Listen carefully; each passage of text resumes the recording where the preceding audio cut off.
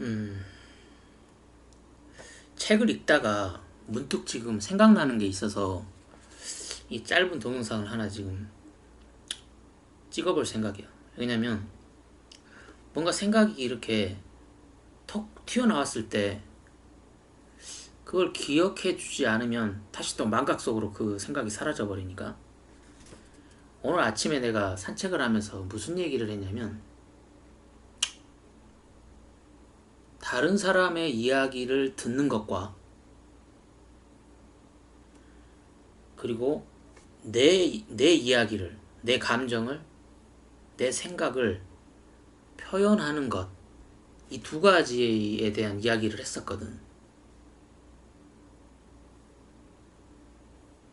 그리고 내 생각을, 내 이야기를 표현하는 방법이 우리 인간은 언어에, 언어에 너무 편중되어 있는 것 같다.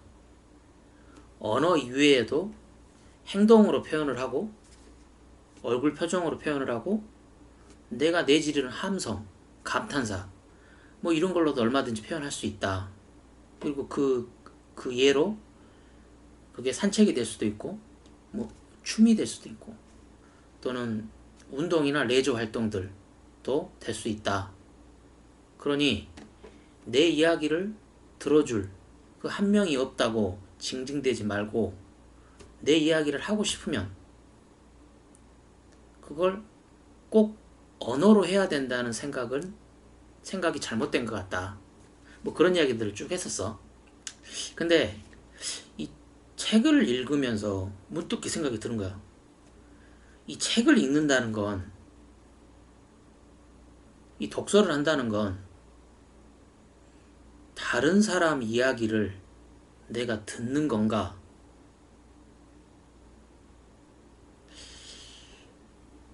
근데 좀 이상한 게, 내가 왜 이런 걸 이상한 생각이 잠깐 들었냐면, 이 책은, 이 서 있는 사람들이라는 이 책은 이 법정 스님께서 1970 뭐 2년, 3년, 4년 뭐 이 정도에서 쓰셨던 책들을 모아놓은 거거든. 그러니까 이 책의 저자는 법정이라는 사람이 쓴 거야. 그러니까 이 책에 있는 내용은 내 이야기가 아니고 법정이라고 하는 사람, 즉 다른 사람, 타인의 이야기라고. 그러니까 이 책을 읽는다는 건 타인의 이야기를 듣는 거여야 되거든. 근데 내가 이 책을 읽으면서 무슨 생각이 드냐면, 이 책을 소리내서 읽든 혹은 속으로 이 책을 읽든지 간에 내 귀에 들리는 건 법정 스님의 목소리가 아니야. 내 목소리가 들려. 내 귀에. 이게 다른 사람의 이야기, 다른 사람의 생각인데 내 귀로는 내 목소리가 들려. 그리고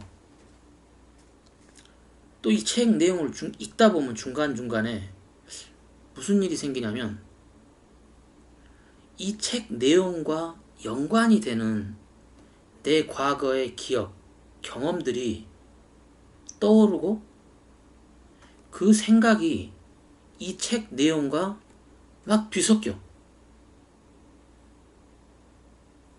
그러니까 이 책을 이렇게 읽으면서 이 이야기가 과연 법정이라고 하는 사람의 이야기인지 내 이야기인지 막 헷갈려 이게.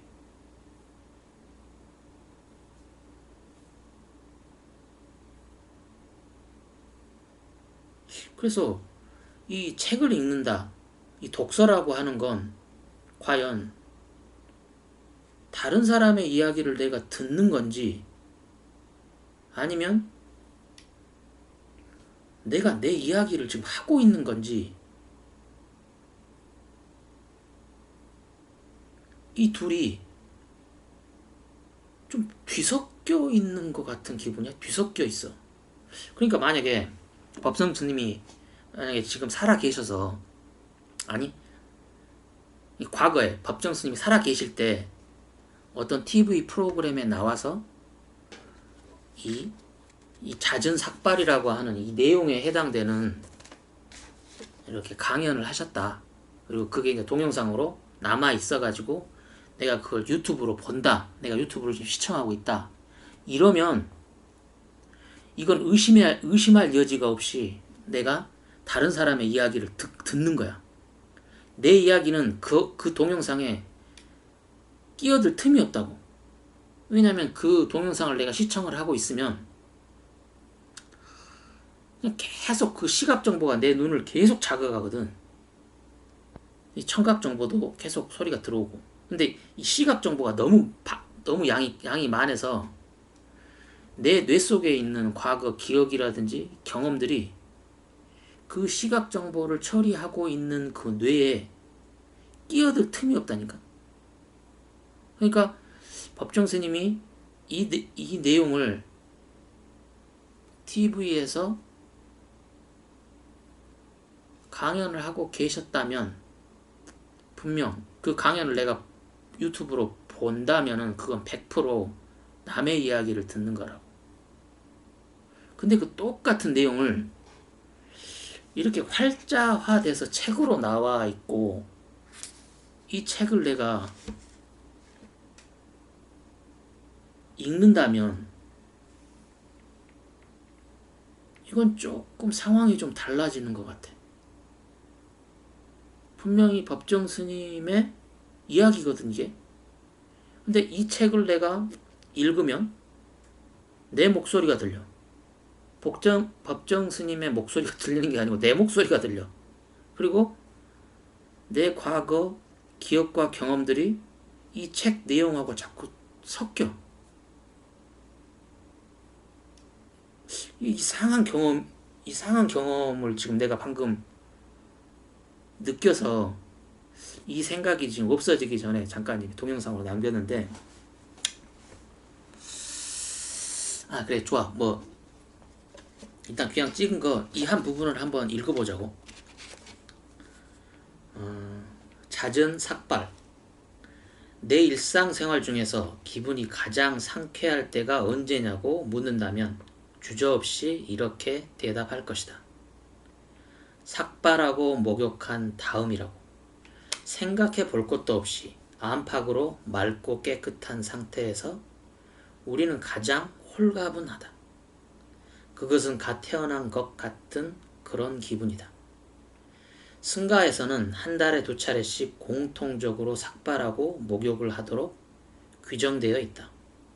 그러나 계절과 취향에 따라 자주 하더라도 상관은 없다.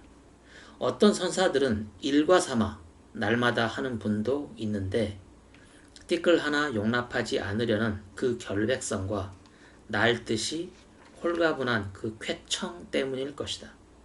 지금은 집 자체를 개조해 없어지고 말았지만 10여 년 전 해인사의 선원인 퇴설당에는 거기 딸린 욕실이 따로 있었다. 위층은 다락으로 여름철 같은 때 좌선을 할 수 있도록 되어 있었고 그 아래는 부엌과 욕실이었다. 그 욕실 벽 한쪽에 불 켜는 초를 가지고 써놓은 낙서가 있었다. 차외 하소구. 이 밖에 구할 것이 무엇이랴. 라고 한 이 글은 삭발 목욕하고 난 다음에 그 기분을 어떤 스님이 장난삼아 써놓았을 것이다. 얼마나 기분이 상쾌했으면 그 밖에 무엇을 또 구할 것인가 하고 낙서까지 했을까. 욕심이 없다면 전혀 없다고 하겠지만 크다면 그 이상 더 큰 욕심이 또 없을 것이다. 그 위에 더 바랄 게 없다니 이 얼마나 큰 욕심인가. 중이 제 머리를 못 깎는다는 속담이 있지만 그건 허무맹랑한 소리다. 절에서는 흔히 동료들끼리 서로 삭발을 해주기 때문에 전직이 이발사가 아니더라도 누구나 다 삭발을 할 줄 안다. 뿐만 아니라 대개는 손수 자기 머리를 깎을 수 있다. 처음으로 자기 머리를 깎고 났을 때의 대견스런 그 기분을 누가 알까. 몇 해 전 그때까지 내 삭발 시중을 들어주던 한 스님이 병으로 입원을 했다. 다른 스님한테 부탁할까 하다가 에라 이런 기회에 내 머리를 내가 깎아보자 하고 거울 앞에 앉아 조심조심 면도질을 했다. 예상외로 한 군데도 베이지 않고 말끔히 깎을 수 있었다. 그때 어찌나 기분이 좋았던지 마치 새로 출가라도 한 것 같았다. 그야말로 그 밖에 구할 것이 없었다. 그 길로 가사를 걸치고 법당에 올라가 불전에 예배를 드렸다. 그저 그렇게 하고 싶어서였다. 사실 그 전까지는 삭발할 때마다 이 스님 저 스님의 신세를 지던 터라 속으로 늘 미안스러웠다. 또 한 가지 이유는 이 다음 외떨어진 남자에서 홀로 지낼 경우를 생각하면 삭발 때문에 은근히 걱정이 되기도 했는데 그날 손수 내 머리를 깎게 되자 얼마나 기뻤는지 모른다. 이튿날 거리로 나가 기념으로 거울을 하나 사왔다. 뒷면에는 붓글씨로 아무날 손수 삭발하다 라고 써놓았다. 그 후부터 나는 기분이 내키면 남의 손을 빌리지 않고 그 거울 앞에서 손수 삭발을 한다. 좋을 때는 좋아서, 언짢을 때는 언짢아서 삭발을 한다. 삭발을 하고 나면 그때마다 새로 태어나는 것 같은 그런 느낌이다. 불쾌한 일이 있으면 그 생각을 씻어버리기 위해 나는 삭발을 한다. 며칠 전에는 아무 혐의도 없이 관할서에 불려가 종일 시달리다가 왔다. 이래서 요즘에는 전에 없이 삭발을 자주 하게 된다.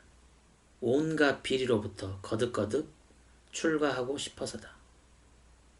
1975년. 이게 그 스님이 아주 젊었을 때 쓴 글이신데 이 글을 내가 지금 읽었잖아. 그리고 이 읽는 소리를 지금 내 귀로 들은 거고 근데 내 귀로 들리는 소리는 법정 스님의 목소리가 아니고 내 목소리가 지금 귀로 들려. 그리고 이 삭발에 대한 이야기를 읽으면서 내 경험이 막 되살아난다니까. 그 경험들이 이 내용과 책 내용하고 섞여. 내가 지금 머리를 이렇게 짧게 깎는데 이 머리를 짧게 깎을 때 그 기분이 이 책의 내용과 되게 겹쳐 지금. 그러면서 이 스님도 나하고 비슷한 감정이시구나. 그리고 내가 욕실에서 삭발을 하면서 한 모습이 또 이 책을 읽으면서 겹쳐져. 그 내용이 내 모습이. 그리고 이 밖에 구할 게 무엇이랴. 이 문구를 읽을 때는 내가 자주 하는 말이 있거든. 여기서 더 욕심내지 말자. 여기서 더 욕심내면 죄받을 것 같다. 내가 이 말을 굉장히 자주 쓰거든. 근데 이 밖에 구할 것이 무엇이랴 라는 이 글을 읽을 때 그 내가 자주 쓰는 그 말이 막 겹친다고. 이게 그런 식으로 이 책 내용하고 내 과거의 경험과 기억들이 서로 연관을 지어가면서 자꾸 겹치면서 내 속에 지금 그려지는 이미지는 스님이 그 작은 거울을 보면서 이렇게 삭발하시는 모습하고 내가 저기 욕실에서 그 바리깡은 일본 말이지. 이게 뭐지?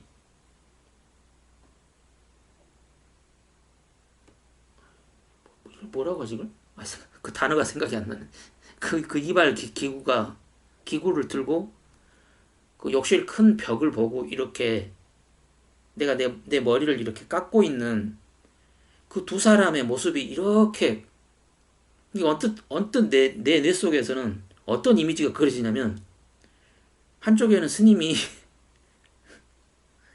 그 머리를 깎고 있는 모습하고 바로 그 옆에서 내가 그 이발 기구로 머리를 깎고 있는 모습이 이렇게 겹쳐져 보인다니까. 꼭 두 사람이 같은 장소에서 이렇게 머리를 깎는 것처럼. 그러니까 이 독서라고 하는 게 책을 읽는다는 게 우리가 그 TV나 또는 유튜브 동영상을 볼 때 다른 사람의 이야기를 듣는, 다른 사람의 이야기를 듣기만 하는 그것하고는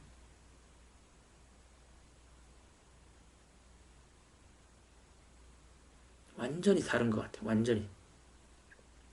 어찌 보면 이 독서는 오히려 내 이야기를 표현하는 거, 내 생각을 표현하는 거, 내 이야기를 말하는 거 쪽에 가까운 것 같아. 다른 사람의 이야기를 듣는 쪽보다는, 이게 다른 사람을 이야기를 듣는 쪽이 이쪽에 있고 내 이야기를 말하는 쪽이 이쪽에 있다면 이 한가운데가 있을 거 아니야. 이 한가운데. 근데 이 한가운데서 이 독서는 내 이야기를 하는 쪽으로 약간 치우쳐 있는 것 같아. 이쯤에 있는 것 같아. 이쯤에.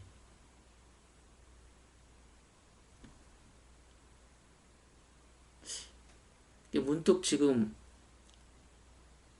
오후에 지금 이 책을 읽으면서, 사실은 지금 밖이 너무 덥거든. 지금 너무 더워서 지금 밖으로 좀 못 나가고 있어 지금. 그래서 해가 지면 이제 밖에 운동하러 나가려고. 그래서 이렇게 낮 시간에는 이제 에어컨 틀어놓고 주로 이게 책을 이렇게 많이 읽다가, 또 책 읽는 게 이제 좀 너무 지겨우면 또 동영상도 좀 보고 그러는데, 책을 좀 읽다가 언뜻 그 짧은 그 생각이 잠깐이 나서 이 생각이 또 이렇게 망각 속으로 없어지기 전에 잠깐 이런 동영상을 한번 남겨봤습니다. 그래야 또 시간이 지나서 이 동영상을 또 다시 봤을 때 오늘 이 생각이 또 이렇게 리마인드 될 수도 있으니까.